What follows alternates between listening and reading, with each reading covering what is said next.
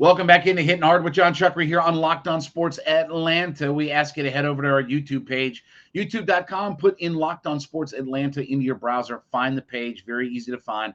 Hit that subscribe button. Tell us what you think about the show. Leave us a comment. Give us a review of it, and we'd appreciate everybody listening. Also, don't forget my Twitter page is at JMCH316.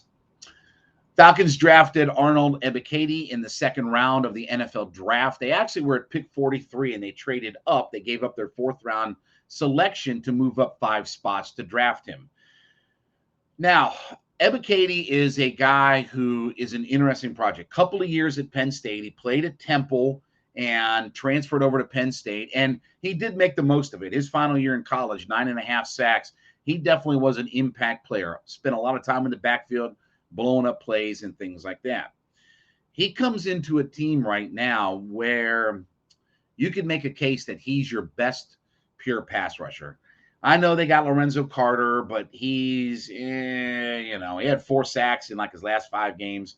I don't know how much of a pure pass rusher that he is. Obviously, Dante Fowler's gone. The great Steven Means is gone. Blah, blah, blah, blah, blah. They ain't got a whole lot of guys. Miss me with Comiskey and, people like that. They ain't got nothing out there. So he steps in with 2 things. One is he steps in probably as your best pass rusher. I don't think there's much doubt about that. But 2 is, to me, he steps in as the rookie that has to prove it the quickest and has the most to prove. Why? Because for all the Drake London stuff, with all due respect to wide receiver, 5 things have to happen for Drake London to impact a game. Okay? You have to get the snap off. Your quarterback has to read. The offensive line has to block. The quarterback has to make an accurate throw. And then Drake London can make a catch and make a play. So 5 things have to happen before Drake London actually even makes an impact on a play. Eva Kyd pins his ears back and whoop, right upfield and let's go. Okay? So I think there is a lot of pressure because there is going to be expectation. So what are those expectations?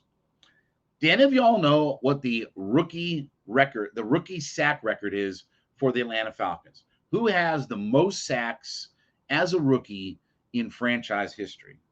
This is a pretty sad state of affairs when I bring this up, but the answer is Mike Pitts. In 1983, was drafted out of Alabama and had 7 sacks his rookie year. I remember this because Takk McKinley a few years ago when he was drafted, he was making a run at the record. He only ended up with 6 sacks. Now, there's a quick caveat. Let me sidebar for just a second. There is a quick caveat to all of that. The sack statistic was not made official until 1982. So everything before 1982 is an unofficial statistic. Pro Football Reference has gone back and researched and done a lot of legwork on putting together some sack numbers of guys. So we do get a sense of the reality of years gone by. So Claude Humphrey, when he was drafted, I want to say 68, he had 11.5 sacks his rookie year. That's the number that's attributed to him.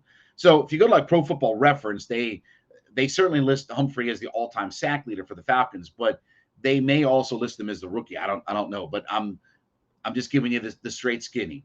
From an NFL record perspective, sacks didn't come along as a stat recorded and official until 1982. And in 83, Mike Pitts set the record. So it ain't much. Could Ebiketie best or break that record? Sure. Am I expecting him to break or best that record? I'm going to say no. And that's not a knock on Ebiketie. I think I've gotten so soured on our pass rushers and drafting guys and signing guys and free agent guys and guys we expect to take a step forward, guys we think that can do something in the league. Honestly, if you told me that Ebiketie pulled in 5 or 6 sacks this year, Takk McKinley had 6 his rookie year, I'd probably call that a success. If I could get 5 or 6 sacks out of him, I can get maybe 5 or 6 sacks out of Carter. I can get some sacks here, some sacks there, sack of this, sack of that, sack of Julia, whatever. If I can just have a little bit of all that, maybe the Falcons can move up a little bit. From a team perspective, the Falcons had 18 sacks in 17 games, okay? I would realistically say that would be impossible to replicate. It would literally be impossible to barely average 1 sack per game this year in the NFL when the whole league is designed around sacking the quarterback and getting after him and all that kind of stuff. So I expect the Falcons sack number to go up. Do I think they can be 30, 35 sacks? No. Can the Falcons get to 25 sacks? Yeah. I think that's a realistic number. And I think a definite part of that comes from Ebiketie, finding a way to get himself 6 sacks. Now, look, he sets the rookie record, gets 7 or 8 sacks. I'm going to be jumping for joy. We kind of laugh and joke now about Vic Beasley and his lack of production and things like that. Brother, wouldn't you love to have a guy who's 8.5 sacks right now on the roster? I mean, think about how bad our roster is right now sacking the quarterback. I'd kill to have Vic Beasley give me 8.5 sacks right now compared to Steven Means and his no sacks in 14. When you have a guy in the league that starts and plays 14 games and his job is to sack the quarterback and he ends up with the same total as me wearing my Steve Austin what shirt, okay? When we end up with the same sack total in an NFL season, that's not a good thing. So there's going to be pressure. How do teams defend him? You've got Grady, you've got Carter, you're going to have your linebackers running all around.